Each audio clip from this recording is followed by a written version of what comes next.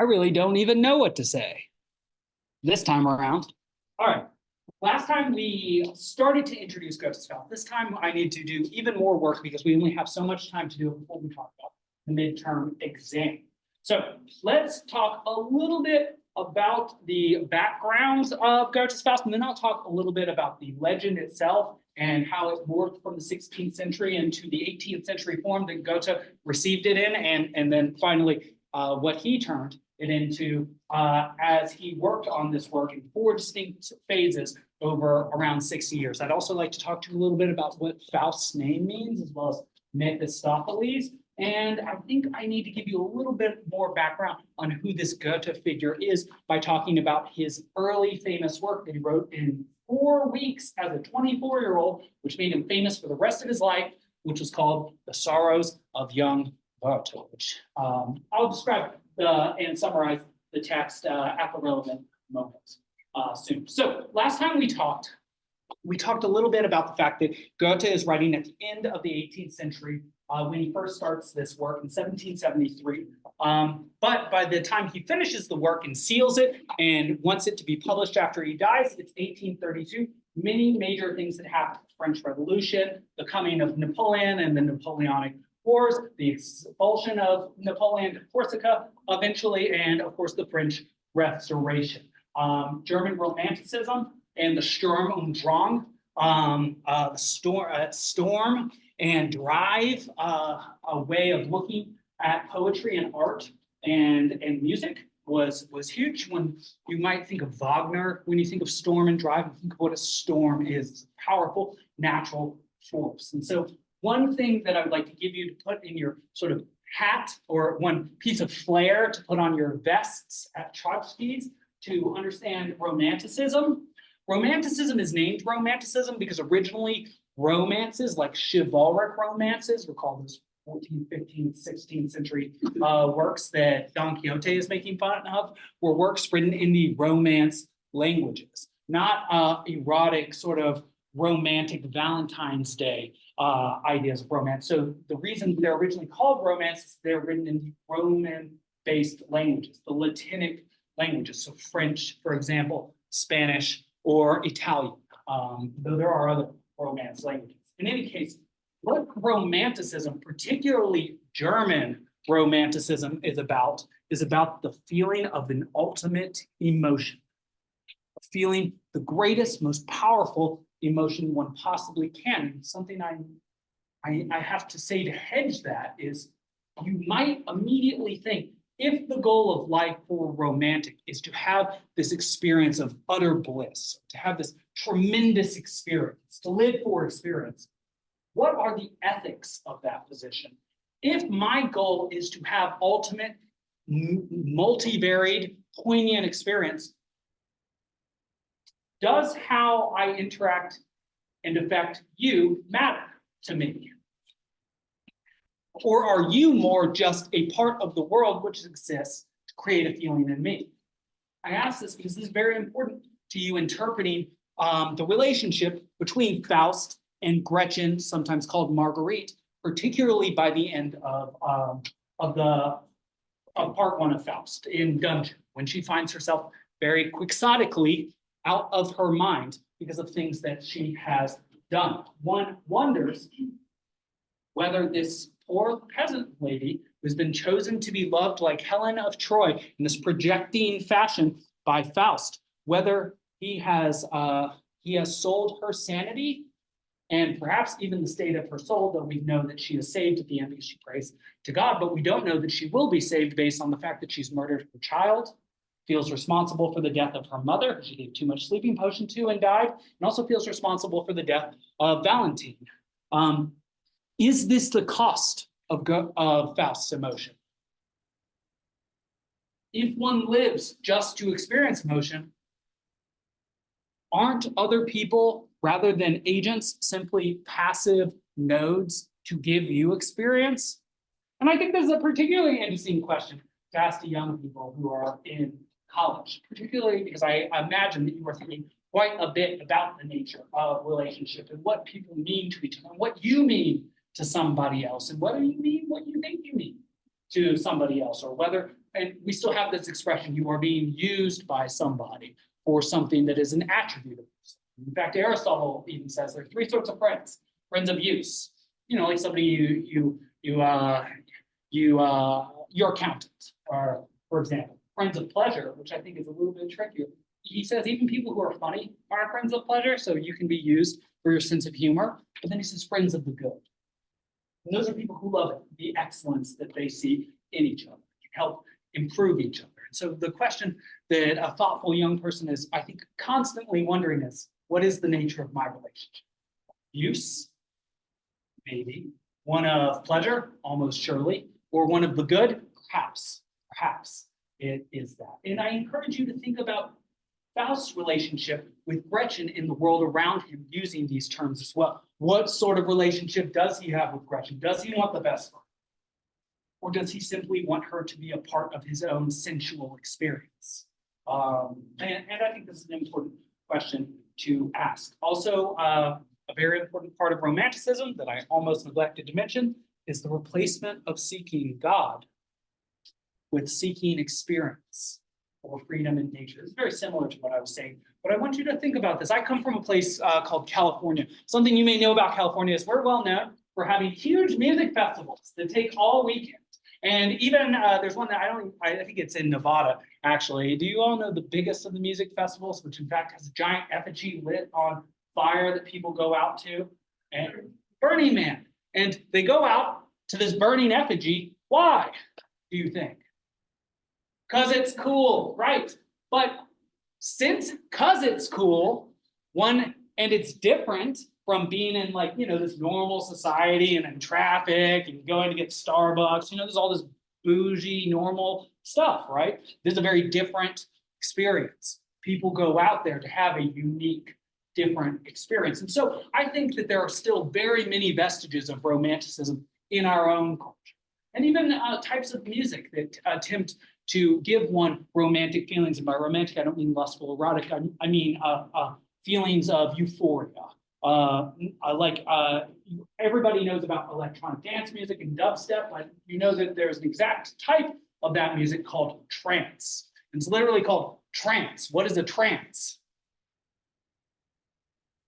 It's like a meditative, hypnotic state where you're experiencing something that perhaps does not have a relationship to the outside. It's like it's like the secular equivalent to a spiritual experience, you might say.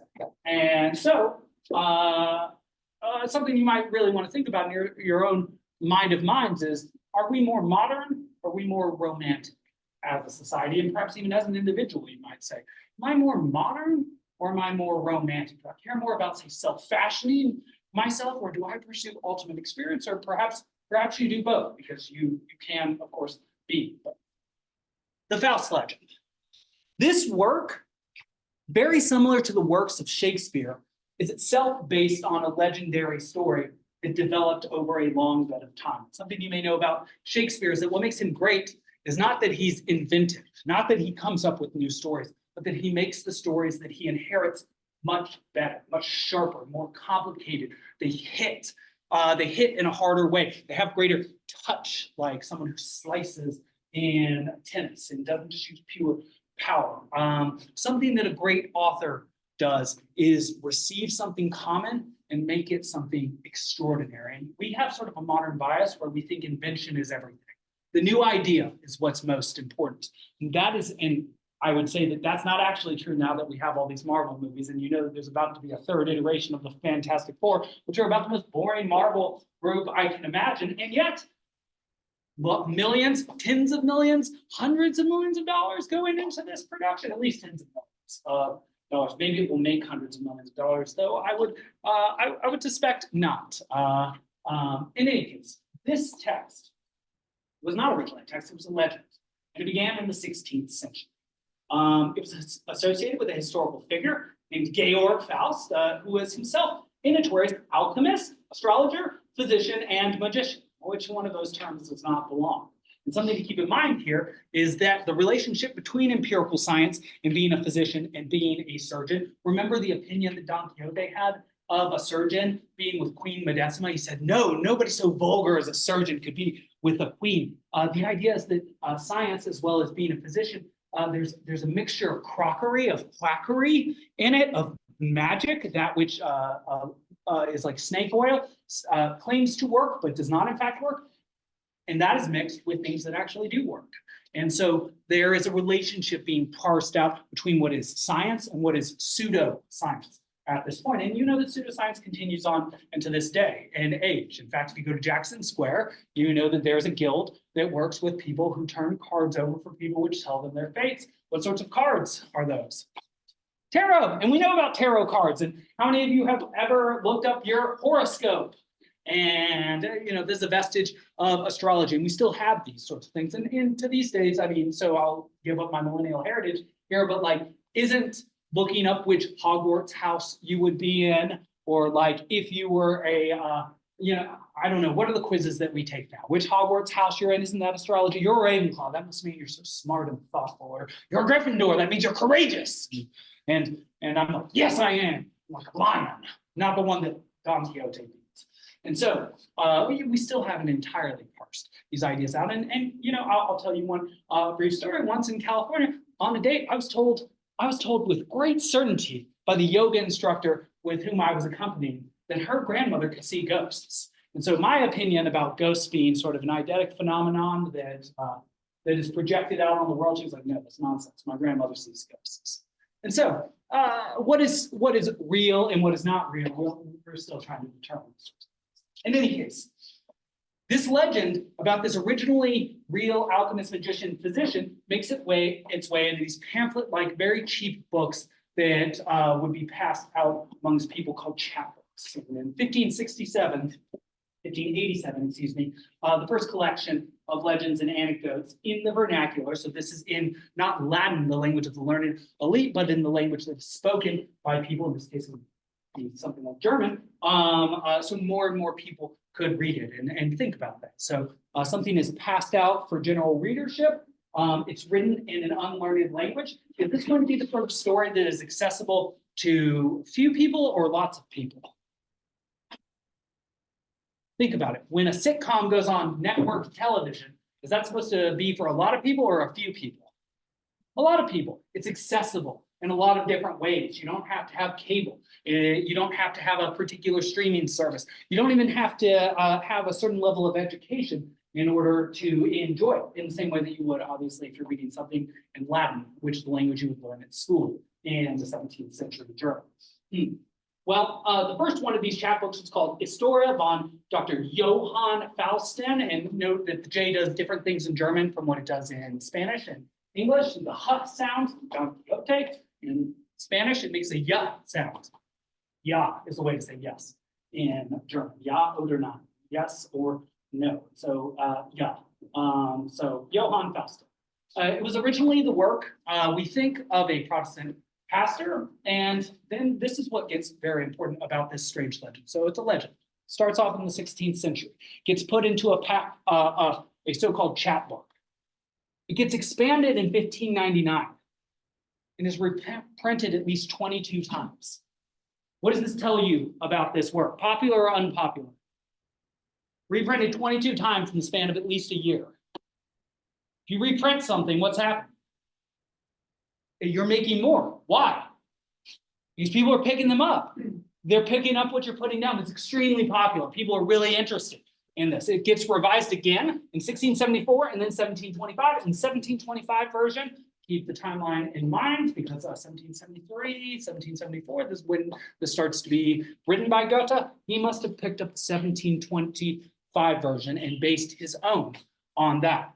There is another version, another very famous version of the Dr. Faustus tragedy that is not in a chapbook. It is itself an actual tragic play by Christopher Marlowe in English called The Tragical History of Dr. Faustus, which in one of my more hipster moments when I was younger, I used to make the claim that I like Dr. Faustus more than Faust. That is very much a hipster claim. The hipster ethos is to be offered a cup of coffee and someone says, oh, you should let it cool. And you say, I liked it before it was cool.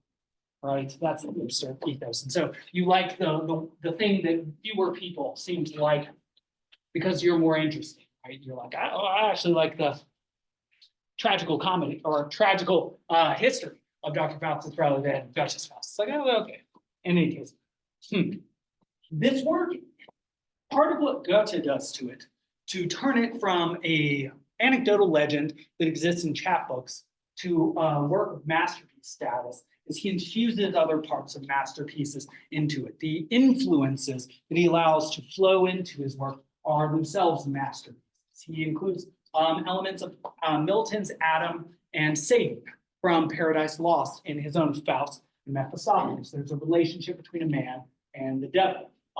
He also includes lots of information from Shakespeare. In fact, today, from the reading of Walpurgis Night's Dream, you recall Oberon and Titania.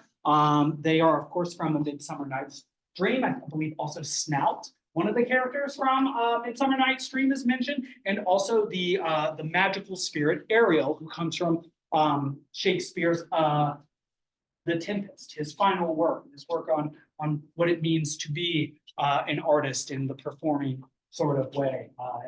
Magic leaves the world by the end of that. Like perhaps magic leaves the world at the end. Like perhaps magic comes into the world through art. And also he has a huge influence from Calderón de la Barca, from the Spanish tradition, and philosophically, Baruch Spinoza, himself an Amsterdam 17th century modernist philosopher who came up with a system, a rationalist system for understanding the world that itself influenced George G.W.F. Hegel, who to this day is one of the most major philosophers ever to exist, but particularly one of the great German idealists. And he was writing his great work, The Phenomenology of the Spirit, at the same time that Faust was being written by Goethe. They knew each other in Jena. And so this was a time when not only great influences were being used by Goethe to be put into Faust, but he was being influenced by great figures who were contemporaneous with himself and having conversations with them too. He was also a great friend of the other great poet of his time, Friedrich Schiller, who wrote beautiful letters on aesthetic education. I believe they're actually called Letters on the Aesthetic Education or on a Sentimental Education. I think it is aesthetic, but I should look that up. In any case, I highly recommend that you read it. You can read it on like Wikisource, translate. Okay. There's a certain genealogy to the transformation and transition of the legend of Faust itself. There's also a genealogy to the writing of Faust by Goethe. He wrote it over 60 years. And this is where I wanted to tell you a little bit about how this work is opposite from the work that made him famous. So 1773 is when he starts writing Faust. 1774, after he's already put down the Faust, which is the first bit of this Faust, usually we call something something with the language, the Faust, when it's the theoretical first point that may or may not have a material cause. There may or may not be a material Faust that exists, but we know that something that was like that did exist. It's sort of like what we do with the language Proto-Indo-European. We're sure there was a Proto-Indo-European language before Sanskrit and Indo-European, but we have no evidence that it ever existed. And so we think theoretically, asterisk, we say, PIE, this is what we think it would have been like. In any case, 1774, Faust and Goethe. Goethe is 24 years old, and in 4 weeks, not in 60 years this time, he writes a work that makes him famous for the entirety of his life. And it's called The Sorrows of Young Werther. And something just to notice about the English pronunciation of German names is the W in German, we pronounce V. It's opposite from the Roman language, Latin. Latin, when there's a V like vini, vidi, vici, we pronounce that classically at least with a W sound. Witty, witty, wiki. Opposite with German. When you see a W, they make a V sound. Though people who move to America with German names sometimes change the pronunciation, sometimes for political reasons and sometimes just for assimilation reasons from a V to a W sound. So something that one can do to sort of have a social touch is like, oh, do you pronounce your name a W or a Va? And people are often like, oh, in fact, I pronounce it W. Or no, it's Wagner, or it's Wagner, or it's Werther. The other thing is they don't aspirate the TH. So we would say Werther, like Werther's candy, right? Like those are, what are those? The old, I'm not ageist right there. The butterscotch candy that one's grandmother might give, but they say Werther. So what is this text about that was written in 4 weeks that made Goethe famous for the rest of his life? A young man, sort of just out of university, goes to the countryside, sort of in a pastoral way, to read Homer, Iliad and the Odyssey in the original Greek while drinking coffee because he doesn't want to take on his role in the world. Think about this. There's a romantic hero. There's a Sturm und Drang person. Does this person want to go have a career? Or if he's truly romantic, what does he want to do? What does he want to experience? Yes? Everything. He wants to experience life. And what's like the opposite of somewhere you would expect to have maximal life experience? Work, right? Like a room with some files and a desk, and you have to sit there all day. I mean, it's very antithetical to the romantic notion, right? I mean, think about your own lives now. How many of you get to read out on the beautiful quad and nobody can tell you what to do? And then from the quad, you go, I don't know, to a different quad, and you sort of have more of a pastoral lifestyle here. And nobody can say, oh, Wednesday you're having a little bit of wine. You're not an alcoholic, you're a student, right? You can do what you want right now. You have that freedom. And yet dark, gloomy figures like me are like, well, it only lasts for so long. And at some point, you're going to have to take on your role in life. I'm like David Copperfield's mean father at this point. But this is an individual like yourselves who is about to take on this role in the world, but it doesn't want to. He wants to continue to experience. He wants to experiment with life and live in an interesting way. And he meets a very bourgeois, normal family with a very bourgeois, normal woman named Charlotte, who herself is married to a very bourgeois, normal guy, Albert. When I say bourgeois, I mean like middle-class individual who lives for normal things, family and lives to have a career and support his family, has maybe normal religious beliefs, is just a normal individual in the way that we might consider a normal individual who's an accountant these days. Werther falls in love with this Charlotte character. He falls so in love with her that he starts, and the whole work is epistolary. He's writing letters, and you only ever get his perspective in the letters. But because he loves her so much, and he can't have her because she's so conventional and she's married and she'll never get a divorce, his emotions start to get out of control. And eventually, in this act of sort of faux nobility, he says he's going to finally leave. And he's going to stop bothering Charlotte and Albert. And he's going to, he just needs Albert's pistols so that, while he's traveling, he can be safe. And yet he takes the pistols, knowing that he can't have Charlotte. What do you think he does with, well, at least one of them?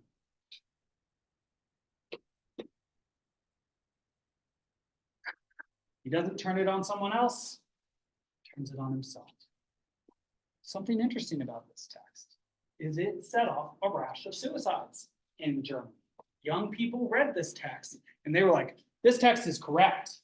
That is what life is. There is no reason to live. And in fact, Goethe later in his life was told this, and I think he actually did entertain the notion that it should be banned to some extent. But I want you to see what's in the background of Faust, because when we hear about the Gretchen Marguerite tragedy, remember her hands, how she describes her hands. They're like Mr. Schmidt's hands, they're calloused, they're working hands. Her hands reveal that she's not a noble lady. She's someone much closer to a peasant. And so this much more talented individual, even, or at least much more accomplished individual than Werther, Faust, who is himself now professor, master of theology, master of law, master of medicine, he falls in love with himself a very common individual. And so the question that I want to put to you, that I think is to some extent at the heart of young Werther at the beginning of Goethe's career and continues on throughout his career, is what is the relationship between love, ideals, and projection? Projection. Have any of you ever heard this term used in a psychological way? It comes from Greek, projectio, to throw forward. And the idea is that one has an internal image of man or woman, and that, or whatever, and whatever and whoever somebody falls in love with, one then throws this idealized image onto that person. And I want you to think about how that's obviously the case in the case of Werther and Charlotte, and even more so the case with Faust and Gretchen. She is so normal. We can tell that she's so normal because she lives a very normal life. And yet, what does he think of her? Falls in love with her. He thinks, in fact, when he looks in the witch's kitchen and he looks in a certain mirror, he sees a figure of Helen of Troy, the ultimate idealized woman, the woman from classical epic who launched 1,000 ships to fight against Troy. And so he takes an image of Helen of Troy, puts it on this very normal woman. And yet, part of the problem with having done that is that they do not exist in ancient Greece, though Helen of Troy, her tale it is itself a tragic tale about loss and death. What I'm trying to get at here is, to what extent is Goethe representing to us a negative representation of love? A person who wants to have a relationship with another person, but can only idealize the other person, can only fictionalize who the other person is. You should be thinking lots about Dulcinea and the relationship between Don Quixote and the eternal feminine, or the idealized feminine here. Does Faust himself have a notion of Dulcinea, like Helen, that he thrusts onto an actual lady? And is it because it is so inappropriate to her that chaos ensues? And something that you know, and I'll add a second tip to this pitchfork here, is that not only does he idealize her, but he seems to use her. Like a romantic hero, what do we find out that he wants at the very beginning in his study? He's sick of learning. He's sick of these books. He wants to go out and live a little. And so living a little, at first it's like going out and drinking with these guys and at Auerbach's Tavern. He's not really that into that. Again, that was another tavern and inn, something interesting for those of you who want to write on transformations of things. And in fact, wine is turned into, or alcohol rather, is turned into fire there. So literally fire water, as we describe it, sort of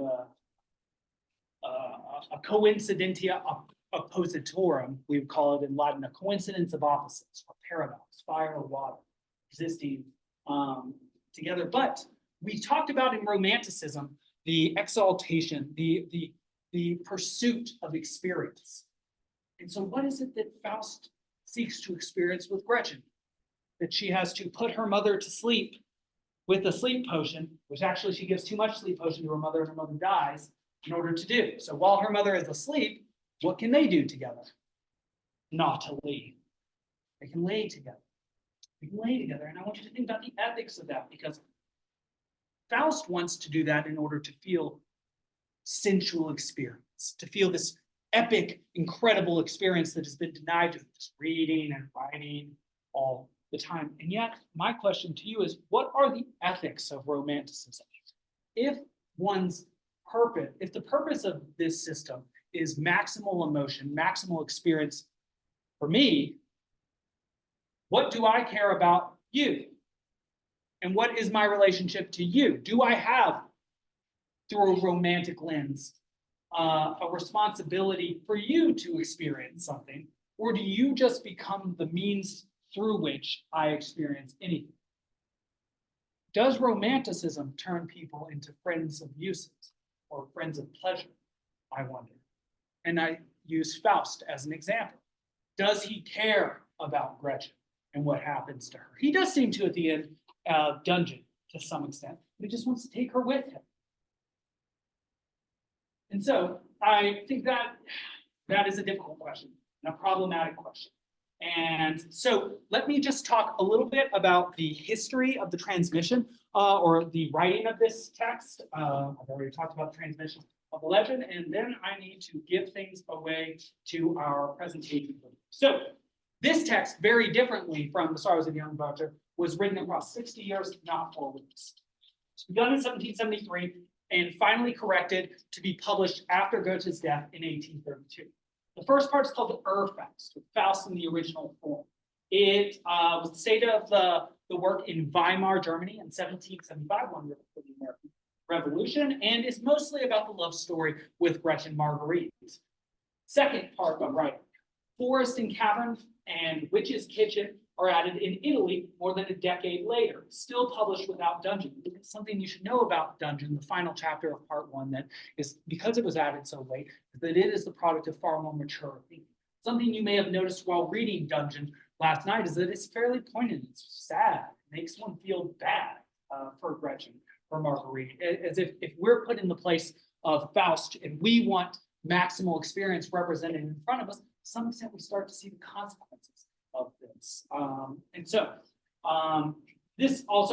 This second part had a major impact on German Romanticism. Third part, 1797, Goethe returns to the play again. He was this sort of individual. He's very creative. He liked to jump between projects, and he was very successful across many domains. He made contributions to botany, made contributions to optics and the theory of light. He wrote several novels as well as poetry. And remember, he was famous most of his life.